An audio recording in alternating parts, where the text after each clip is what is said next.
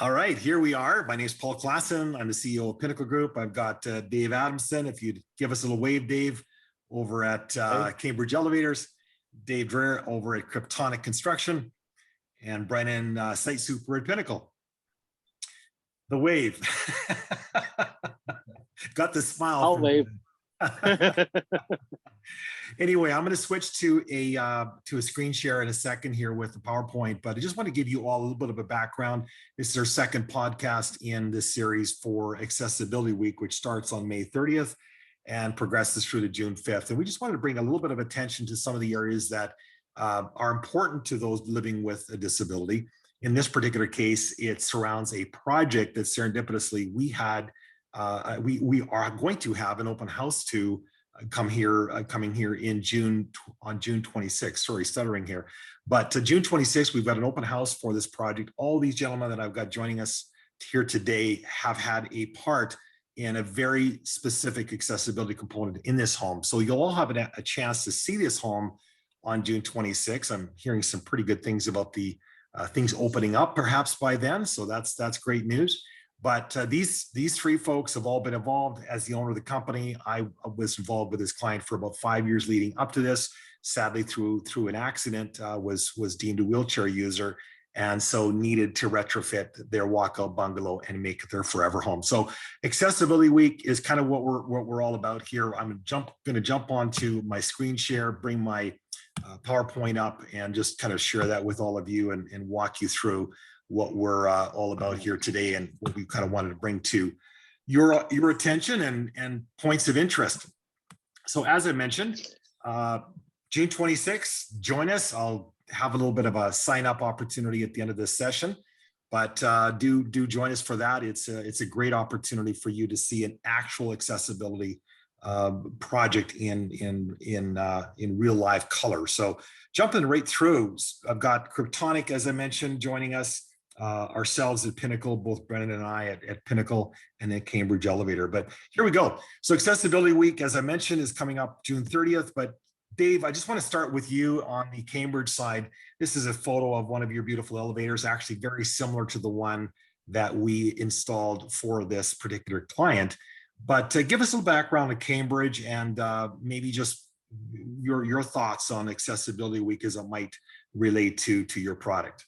Sure. Yeah. Well, thanks, Paul. We make the highest quality home elevators in Canada. This is our specialty, actually, right? So we have a light commercial side as well, but we really do focus on, putting in the home elevators, manufacturing super high quality elevators. And this project in particular is really interesting because, as you see in the picture, it's got the automatic sliding doors like a commercial style elevator, but that's only on 2 of the 3 levels. So that's the first thing. So on the garage level, you're going to have a swing door, and it has to have a swing door on the garage level to actually meet code to be able to see that off, right? So you don't have any emissions coming in from the garage into the elevator shaft. But it also opens 3 different ways, right? And that's not common, right? And then on top of that, we're going to have a cab that's over 20 square feet. So it's a large cab too. So now we built a reinforced sling for it too, which made that we needed a 22-inch deep pit, which is normally only 12, right? So we give the elevator a 1,500-pound weight capacity. Now, with that all being said, now the cab is a little bit bigger too. So we did incorporate some of our elements from our commercial elevator too. So like the rail brackets that we used on that wall that Dave built, we were actually using our commercial rail brackets too, just to beef it up. That swing is really big. That's true. So you had, I guess I forgot, but I shouldn't have, the fact that it's the 3-stop, but not just the 3-stop, but 3 different walls that the openings come through. Right. So yeah, it's garage, it's this side, and it's the other opposite end of the garage that this elevator accesses or allows access points. And then of course that custom size component is another good part of it. Thanks for that, Dave. Now, just as I jump into this is a similar shot, but tell us a little bit about so Alberta's premier supplier. So you guys, how long have you guys been in business, Dave? So we've been manufacturing actually out in Cambridge for over 30 years now. Okay. Our office that we just moved to now is just for the last 3 years, right? But we service the entire province. You know, a lot of it is accessibility, but also a lot of it is, you know, for people that want to age in place too, right? So multi-generational living, which kind of lends itself back a little bit, because saying, you know, for accessibility, maybe that's going to be for the grandparents or for the parents, you know, for the multi-generational living, to be able to move in and put that elevator in, right? That's And true. now with COVID, more and more people are thinking about this, right? Not really wanting to move to a home, and they would maybe move in with their son or daughter or whatever it may be, right? And we can make that happen. And this project's a perfect example of we can make anything happen for the elevator. We can fit it into any home. I mean, showing this here with a 3-sided cab, it really doesn't matter. It's just about giving up the space. That's all it really is. Right. Yeah, there was a quite. I'll bring Brennan in here in a second. Just what we had to push aside and get and displace to get this elevator shaft in. But thanks for sharing that. Those are some great side points. I think I don't think I've ever. Well, I mean, we've never been through COVID before, I suppose, but we have been absolutely overwhelmed by your one statement of how many people have talked to us about an elevator for that whole reason of aging in place. Nobody wants to leave, right? They just don't want to move into a senior care facility. So yeah, just jumping into this next slide here, you can all kind of see this is a 3D rendering of the finished product. You can kind of see Dave's elevator to the right there. We're just going to jump in. This is a beauty shot. We're going to get into some the good, the bad, the ugly of what it takes. As Dave mentioned, it's a 21-inch deep pit requirement, so quite a bit of work. So let's jump into that. My statement has great outcomes have humble beginnings, but here's the Kryptonic crew in action. So that curb, as you can all see, Dave, speak. I'll move over to you over at Kryptonic, David Dreher, if you wouldn't mind chatting a little bit. What are some of the things you were up against here with this curb depth? I mean, it's a 21-inch deep pit here. Yeah, my back is sore just looking at that and remembering what we had to go through there. First, I remember the pricing meeting we went to there and going down into the mechanical room, and you guys were saying we're going to put an elevator here, and it was just right in the middle of all the mechanical and all the main stacks, and oh yeah. And I thought this is gonna be a fun job. So, but yeah, the first thing started off really well. We got there and you guys had all the mechanical moved. It was clear for us, and we started taking apart the slab. And luckily with some of these old slabs, it was only like 2 inches thick. So it broke apart really easy. Got that hauled out of there. Things were going really smooth until we hit just solid clay. So it being in the basement in the corner there, we can't get any equipment down. So that just leaves us to dig that by hand. So yeah, that was a bucket brigade and a shovel on the end of a jackhammer, and just for 2 days we were hauling dirt out of there. So wow, so that's how you got the actual dirt. It kind of displaced was on the a shovel end on a jackhammer. Yeah, exactly. So I don't know if you dug into clay, but it's almost like rock. I have, but it's been many. It's been a few years. But yeah, the other thing you had to deal with here, Brennan, maybe you can speak to this a bit. But I mean, keep in mind, it was I was dealing with this lady and the gentleman for several years leading up to this, just to get things kind of in motion.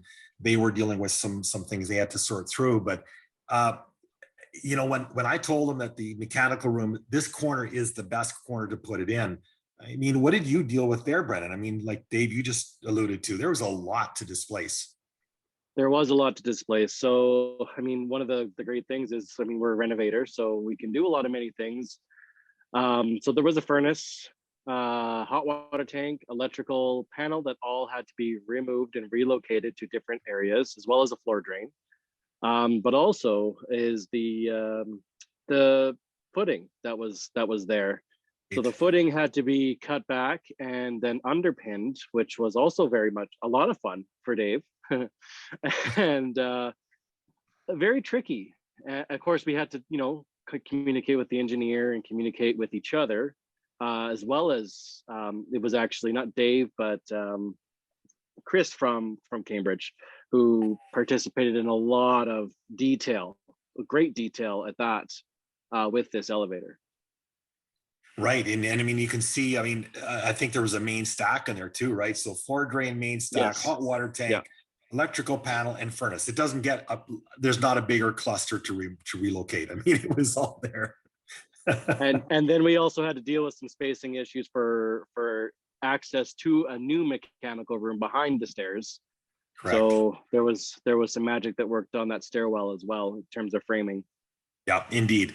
And we went through, I think, 3 different iterations in terms of locating this elevator. One was central of the house, but now wouldn't have that 3-stop opportunity from the garage. We still would need a lift. The other one was just a chairlift or a center. I think it was it wasn't a chairlift because this lady can't transfer, but it was just a basically utilitarian lift, not even an elevator in the middle of the house.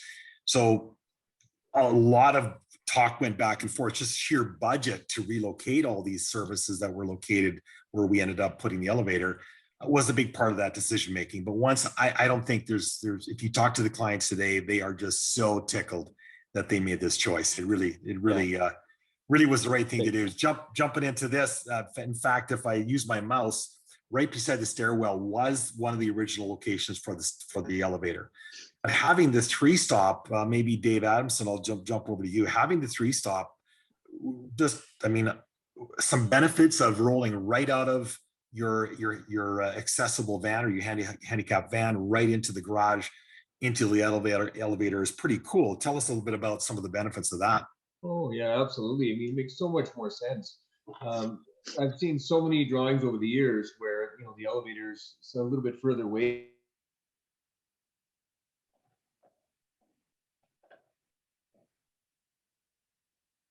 We've got a little bit of a Zoom freeze here. Garage is located, right? Even if it doesn't matter what it may be, right?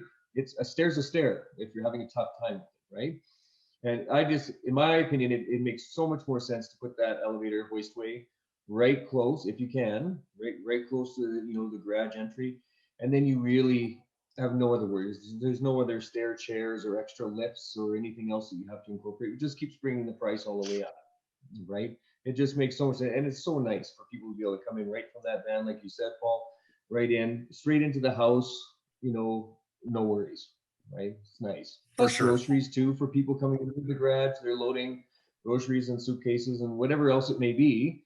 It's now used sometimes as a bit of a material lift, coming from the garage going into. I had never thought of that piece before until we did an elevator a while back in High River.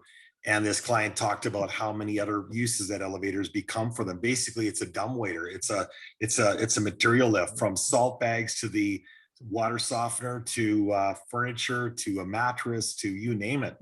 That's quite a unique point there for sure. As we jump into this piece, maybe Dave Dreher, you could give us a little bit of insight here. So now you can see the 21-inch pit. Dave Adamson, I remember you saying very specifically, how good is your framer? Early on, and I said, I think we've got Calgary's best framer. It's going to be plumb, it's going to be square. That's all we ask, is plumb and square. Indeed. Yeah. But it's the magic words.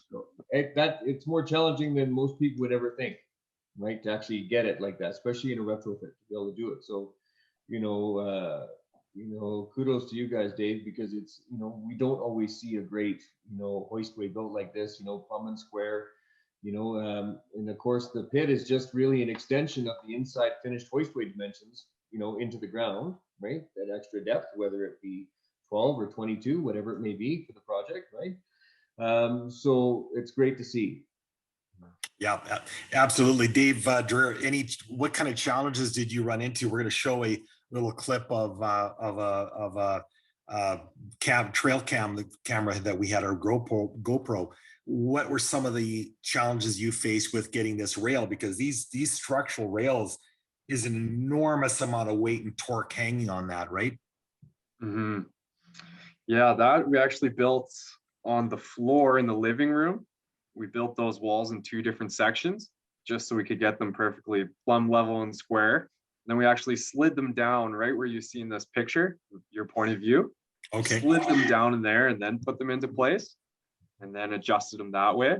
But that lumber you see in the back, the LVL, that's a secret weapon right there. That comes from the factory, just perfectly true, and that you can't get out of dimensional lumber. So that, Yeah. using that definitely makes us look good.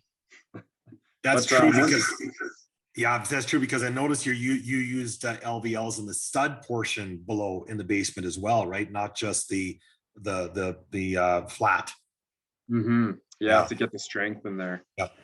Yeah. So Brennan, speak to us about what we're seeing there for installation. What's that all about? Well, you're seeing, 2-pound insulation. So we don't have a whole lot of space behind the LVL and then the concrete behind it and then exterior wall above. So we had to go with 2-pound insulation to create any sort of R value there, as well as keep the code as best we could. Right. So the spray foam product, yeah, it works out. Looks like it worked out great. It did. It was fantastic. Yeah. And then that whole shaft got drywalled as well. Exactly. And as we jump, most of it. Yeah, as we jump into this, I just want to show you all. Hopefully, this will play out here. But if anybody likes time lapse videos like I do, I kind of a sucker for them. But this is a quick time lapse for what's going on. Dave and crew. This was one of our site supers, Grant. That's very, very savvy with technology. He had a GoPro on site. Yeah, you can see him taking some footage. But Dave Adamson, this is David Dreher's. We had to have some pretty serious slump on that concrete too, right? Yes. Yep. Yeah, just to get it in there with all that rebar, and it was a monolithic pour, so we poured footings and the walls all in one pour. And yep. Oh, there I see you building the walls and sliding them in. Hey. Yep. You had a site supervisor there finishing concrete with you. Yeah, that's right. I remember. Little battalion in this guy. Hey, good site supers lend a hand when needed, right? So good to hear, Brennan. It's awesome. And then the cut we call the butt cut. We had to cut out the wall that you're seeing right there into the garage, because it's the spot where the stop will be. The third stop will be going into the garage access. Lots and lots of detail when you look at the floor having to be opened.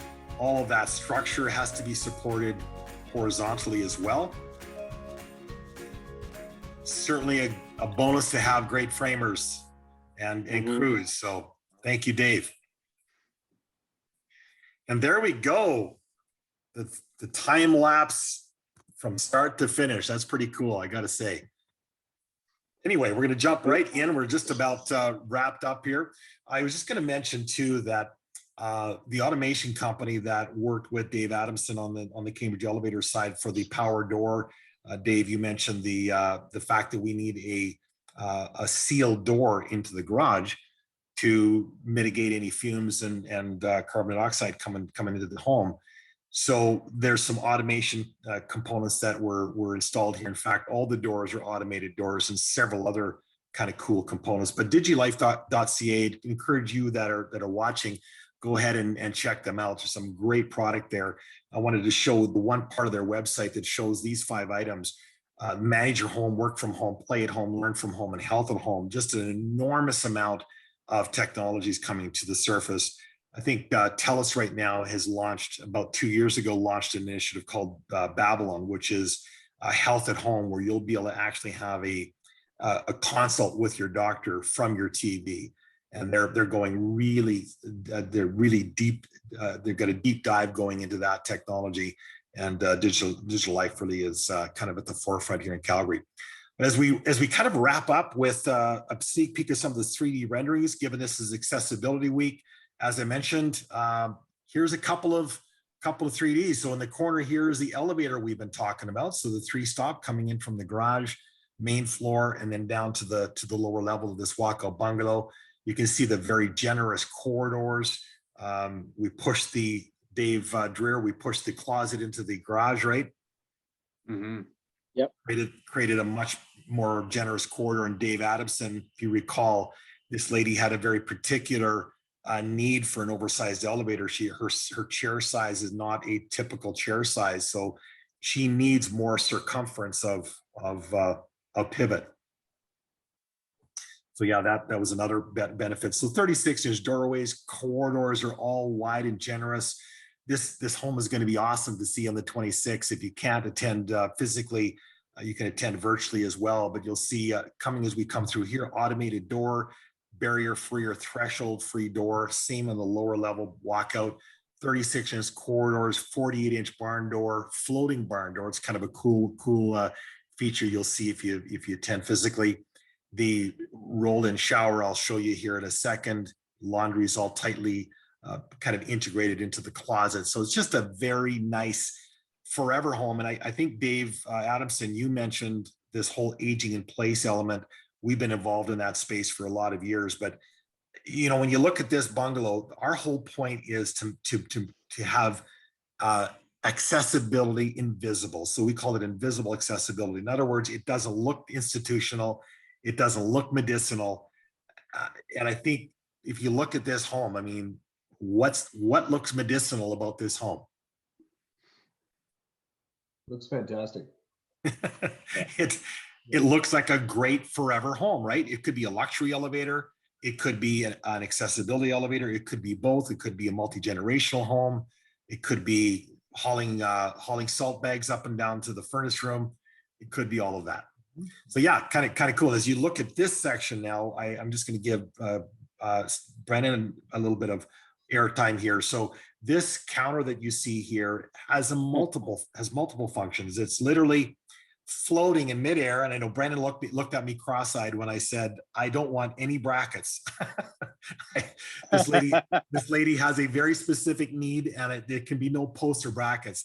Brennan, tell us the magic you pulled off here to suspend a piece of granite in midair, like a big chunk of granite. Well, essentially we have some steel brackets, 1/2-inch steel brackets being made up, and it is routed into the cabinets on the top portion, 90-degree down, and then routed into the granite as well, so that they are not visible and they are fully supporting, and she can get full clearance under there with a chair and swing room all the way around. And then our lovely designer went and put a microwave right there as well. So it's literally strapped across and modified and figured out to strap all the way across the island, so that the counterbalance of all that granite is counteracted with the granite where the sink is. Wow. And that's why you have great site supers like Brennan, because I came up with the idea, but I knew it was not going to be easy to incorporate. But thanks, Brennan. Oh, you're welcome. It was a labor of love, I'm sure. And I know that I know that this lady is going to be just over the moon when she test drives her home for the first time. It's going to be awesome. She's a little backstory for all of you watching, and Dave and Brennan. She's a chocolatier, so I'm going to make myself present around Christmas time, because she makes killer chocolates. That drop counter. That's right. So we'll have some fun sampling her wares, I'm sure. So there's another shot. So Brennan, so is it a Z-shaped steel, so down and then across, or is it up and over in here as well? Up on top of like where that microwave is, it goes over past that, over to that fridge area, past the sink on 3 different sections, and then straight. It is a Z, but it also comes down the panel as well. Right. Behind the panel, you won't see it. Wow. Yeah, that's impressive. And of course, all the accessibility components here of a wheelchair friendly microwave drawer, and the beverage center, all the drawers, the pull-out pantries are all accessible friendly. But nobody would ever know this does not look like a handicap specialty institutional style format here. It looks gorgeous, and it will look gorgeous when we're all wrapped up. So thanks for that, Brendan. You're welcome. Just a couple of thanks to all the companies that were involved here: Digital Life, Phase One Design, Cambridge Elevators, Kryptonic Construction, CMAC Mechanical, 4 Star Electric, floors of Florida Pacific Stone, Pinnacle Custom Cabinets. I actually missed Lux Windows and Doors as well. A great group of folks. Dave Adamson and Dave Dreher, thank you so much for joining us here today for this podcast. Certainly a great time having you on. And I just want to share this page here. If you, if those that are watching, you can RSVP. I really recommend you RSVP physically if you want to see the physical site quickly, because these spaces fill very quickly. So RSVP on that spot. So if you just click on our website and go onto the events page, you'll see this drop down. So you can RSVP to physically visit or to the virtual tour, either or, and we'd love to see you on the 26th. Again, wrapping this all up, let's not all forget about Accessibility Week coming up here, May 30th to June 5th. I wanted to have this little podcast with Dave and Brennan. They got the Dave squared. Certainly a pleasure having you gentlemen on here today. Thanks for sharing some of your thoughts. Hopefully all of you that were watching here today were educated a little bit about an accessibility component like an elevator, pretty specific product here that went into this project. So thank you, gentlemen. Have an awesome evening. Thank you. Thanks, Paul. Thank you very much. We will we'll sign off at that. And I wish you all that are watching a great week, and we'll see you hopefully on June 26th.